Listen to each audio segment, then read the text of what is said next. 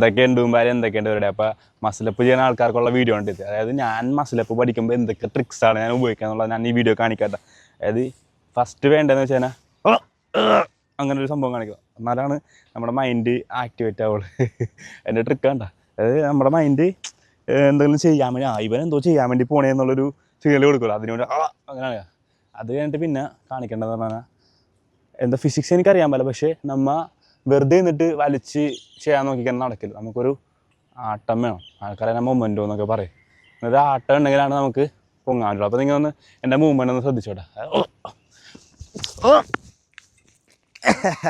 കണ്ട, അതായത് ഇങ്ങനെ വെറുതെ നിന്നിട്ട് ഇങ്ങനെ പോയിക്കഴിഞ്ഞാൽ നമുക്ക് പറ്റൂല. നമ്മൾ ഈ ഒരു ഫ്ലോയിലെടുത്തിട്ടാണ് പൊങ്ങണേണ്ട. അപ്പോൾ ഞാൻ പഠിക്കണുള്ളൂ, 1-2 ഒക്കെ എനിക്ക് മാക്സിമം പറ്റുള്ളൂ. അപ്പോൾ ഞാൻ പറഞ്ഞു വെച്ചാൽ ആദ്യമേ ഇങ്ങനെ കാണിക്കണം, ആക്ടിവേറ്റ് ആവുള്ളൂ. അതുകൊണ്ട് പിന്നെ ഉള്ള ആ ഒരു സ്വിങ് ഉണ്ടല്ലോ, ആ സ്വിങ്ങിലാണ് നമ്മൾ പൊങ്ങുന്നുണ്ട്. അല്ലാണ്ട് വെറുതെ നിന്ന് ഇങ്ങനെ പൊങ്ങിക്കഴിഞ്ഞാൽ മാക്സിമം നടക്കാറില്ല. പിന്നെ ബാറിൽ ഒരു ചെറിയ ഗ്രിപ്പ് കിട്ടുന്നുണ്ടെങ്കിലും, ഞാനിപ്പോൾ ഇവിടെ കുറച്ച് തുണി ചുട്ടിട്ടുണ്ട്.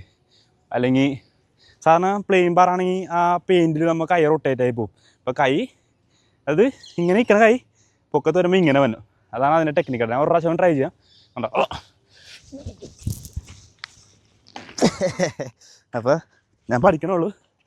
അപ്പോൾ നിങ്ങൾക്കും കൂടി ഉപകാരപ്പെടാൻ വേണ്ടി എനിക്കറിയാം കുറേ ആൾക്കാർ മസിലപ്പിന് ട്രൈ ചെയ്യുന്ന ആൾക്കാരുണ്ട്. അപ്പോൾ നിങ്ങൾക്കും കൂടി യൂസ്ഫുൾ ആകാൻ വേണ്ടി ചെയ്തേണ്ട. അപ്പോൾ അടുത്ത ഓരോരോ വീഡിയോയിൽ കാണാം. ഓക്കെ.